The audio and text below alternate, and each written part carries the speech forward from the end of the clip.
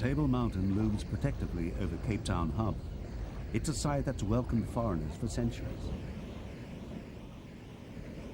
In summer, the beaches are filled with tourists, and this year there are more than ever before. But as well as enjoying Cape Town's mountains and bleached white sands, some visitors are becoming more adventurous. They're keen to visit legacies of apartheid, like the townships of the Cape Flats. Increasing numbers of small local companies are now enticing tourists with township tours.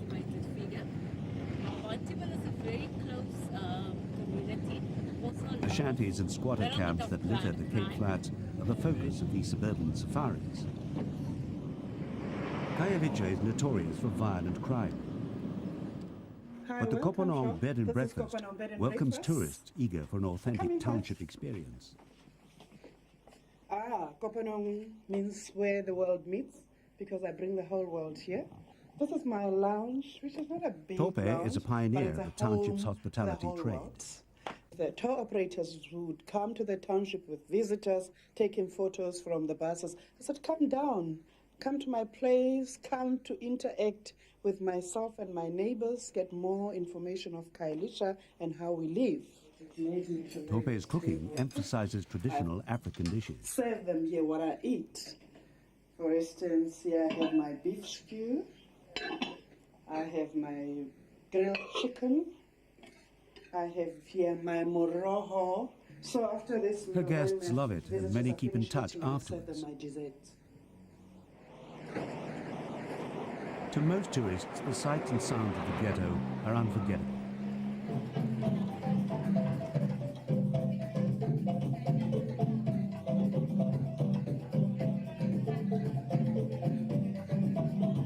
A local marimba band adds to the atmosphere at the Khayalitsha Craft Market.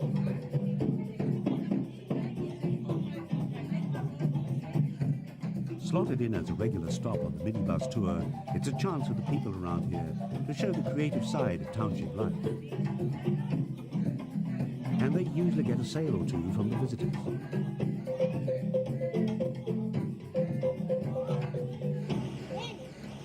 Lunch is also provided in a traditional style.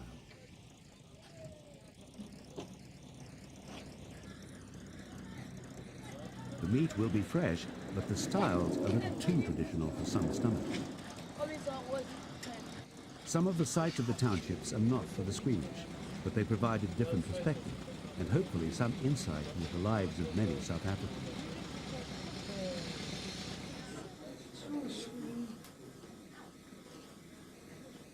The braaivleis or barbecue is popular everywhere, from the townships to the expensive suburbs of Cape Town.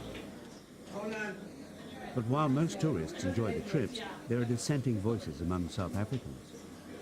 I think that a lot of these operators are riding the pain.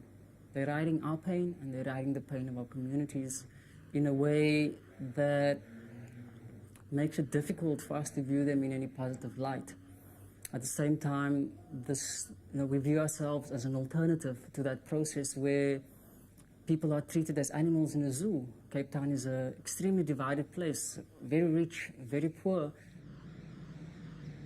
The Direct Action Centre for Peace and Memory runs a very different kind of operation. Its Western Cape Action Tour sets out to commemorate the unrecorded history of the fight against apartheid. First stop, in Athlone, is the police station, the target of a failed mortar bomb attack during the struggle against white rule. Comrades close to the idea is not to glorify the violence, but highlight the issues. Two African National Congress members died here. When the inquests, Colin and Robbie was unconfident to work with the landmine. They blow themselves.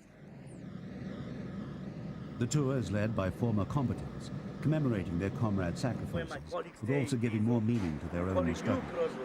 There they killed 2 children, 2 girls. This is the site of the so-called Trojan Horse Massacre, when police concealed in a civilian truck jumped out and fired on stone-throwing demonstrators. She was in the back of her mother. Her mommy was busy to her watch. Oftentimes, people who come on our tours have some basic knowledge, and those who don't use our tours as an important introduction to learning about the history of that time. To regular tourists, the center of Langa Township is not a very You are attractive to be place. arrested, you end up But it's quite typical of the now Cape means Flats area. Robben Island. You will end up there. But we discovered that no, our parents are cowards because of 20 their own years ago, experience, township school and to children a like certain these extent, might have been this demonstrating alcohol against was also apartheid. contributing. Now they still face plenty of other problems. Life here in Langa is a daily struggle for many residents. So traditional and cheaper alternatives to modern services are common. Have you come across that? Yeah. The herbalist shop is fascinating to outsiders. There's something here for just about every ailment or condition. It's just a question of what you believe in. The point of these visits is to gain some insight into South African culture and the daily lives of many of its people away from the beaches and game parks. The burgeoning Township bed and breakfast industry is evidence that a significant number of tourists want to breach the barriers that still exist between races here. Bingo! It's in the season now. I get lots of people. Let's say maybe in a month I can 12, 13. It depends, you know. At times I get also 20 people at a time, and then feed them all and then put them up in various bed and breakfast, because now we've got an association. We form an association. There's about 12 bed and breakfasts now. And lunch. Former canteen there's cook going to Maria be a Maile community saw an in- opportunity opening up. in Nyanga. Through sheer strength of personality, she's turned her skills into a thriving business. Her food is simple but delicious. Sarah Tourine is from Belgium. She works with the Oxfam Development Organization and wanted to get to know the locals. I think it's very important for the foreigners, for the tourists who are coming to visiting this country, to visiting the national parks and so on, to see also what's the reality of this part of the country. So I think it's very important to have some kind of business to open the eyes of the tourist, maybe.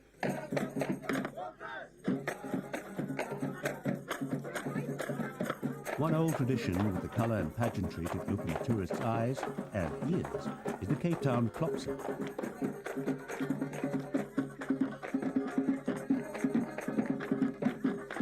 Geared up for the so-called Coon Carnival, these clubs exist all over the Cape Flats.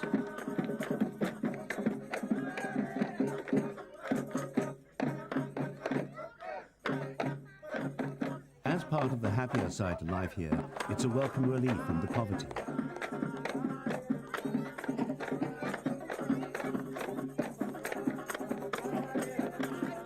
And however awkward these interactions may seem, they provide a much-needed injection of money into the hands of the people who live in the townships.